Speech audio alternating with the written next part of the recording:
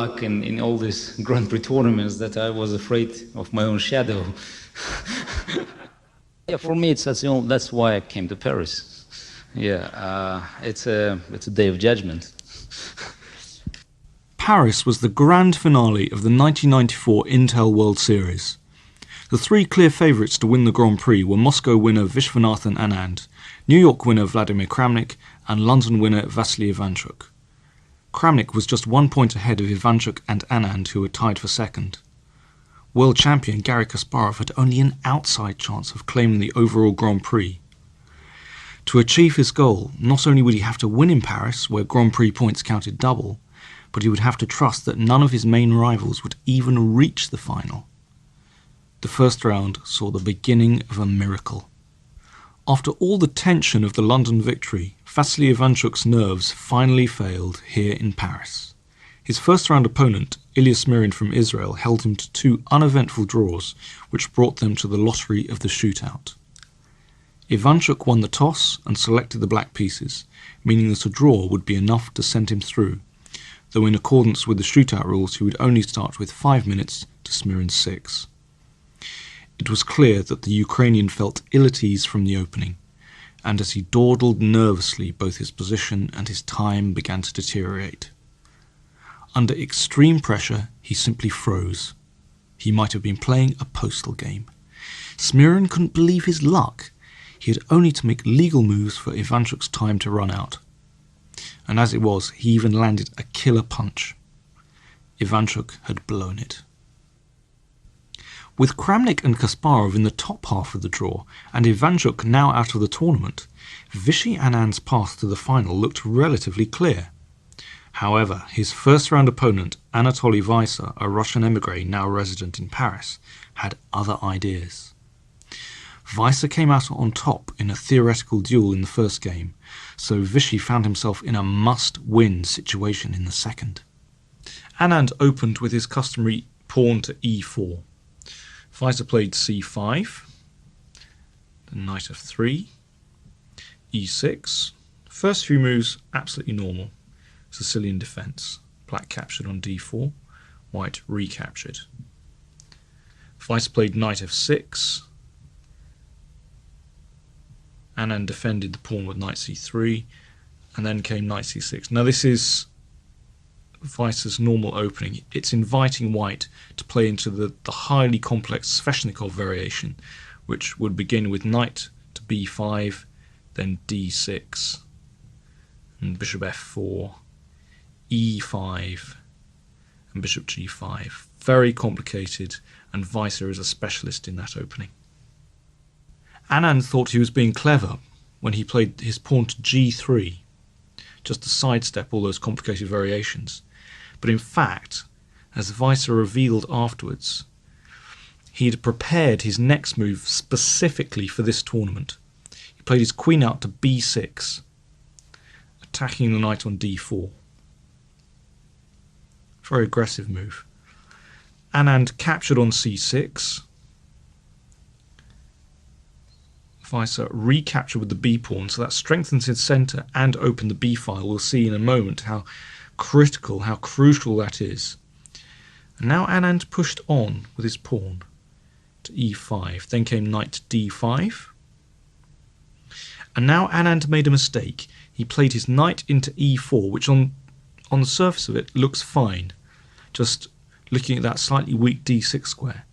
But then came a real shocker.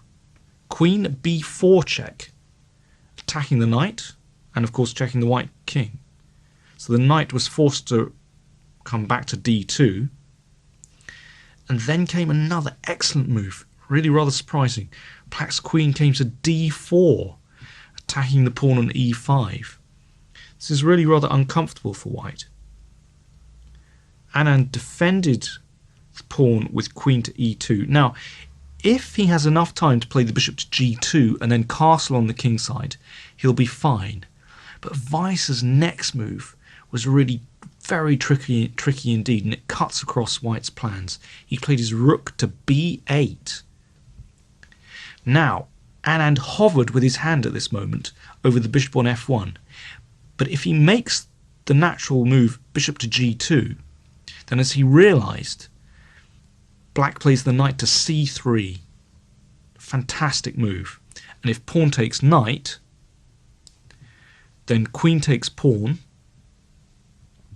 Now the rook in the corner is attacked. It can't move to b1 because of simply rook takes b1. And so the rook in the corner is lost.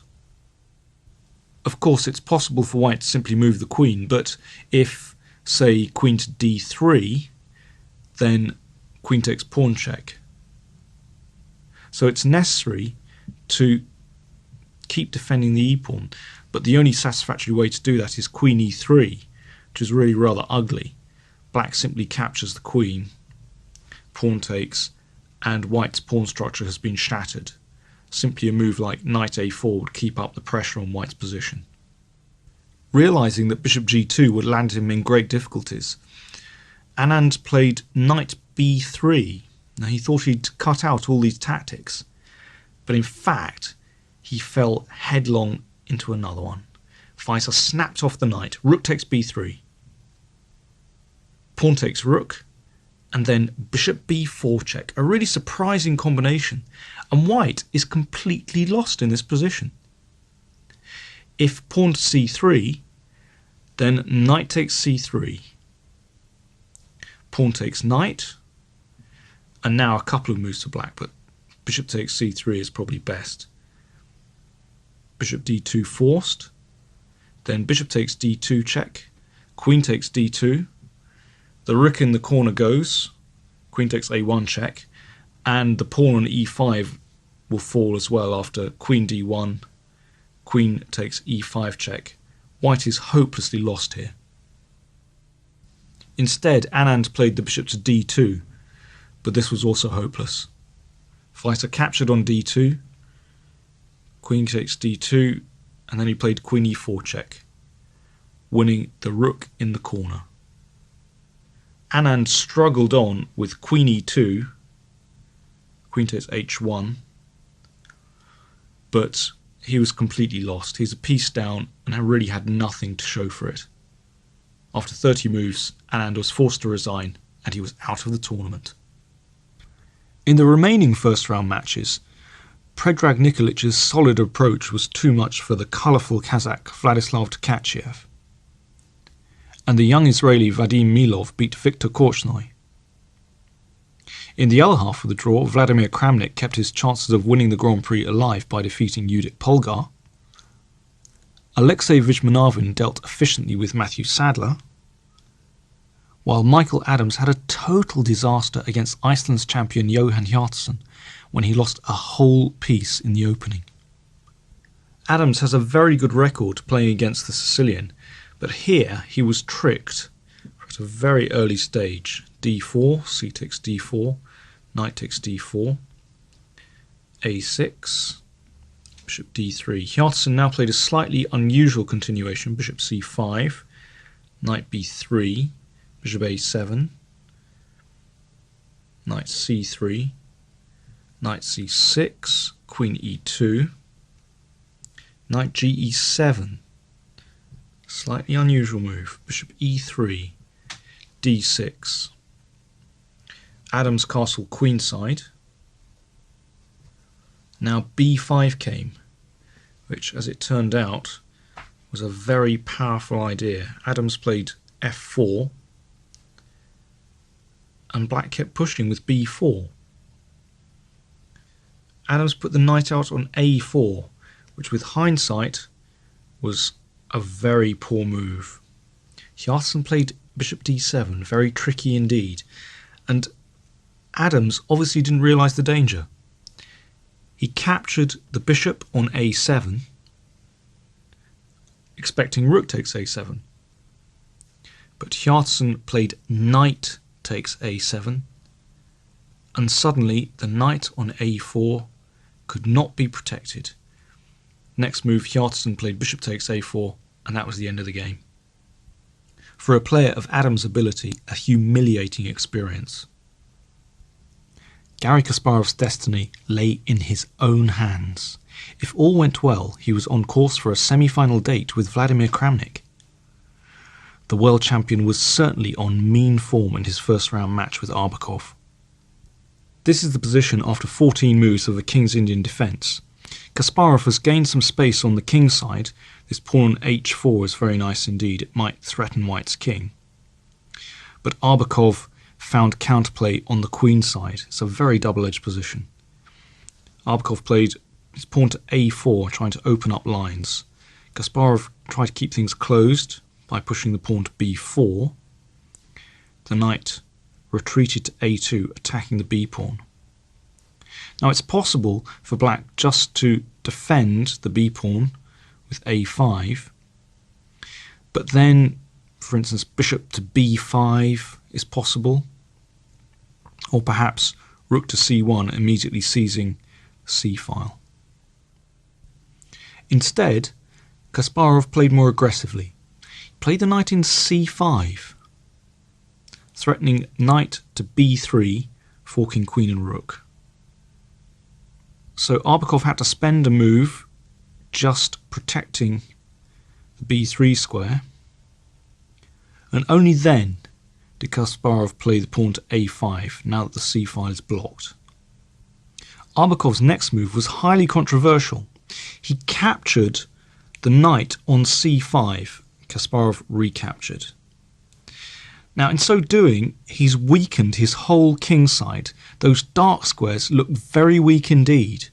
But on the other hand, he now has a strong passed d-pawn and possibilities to attack the pawn on c5. It's a really double-edged decision.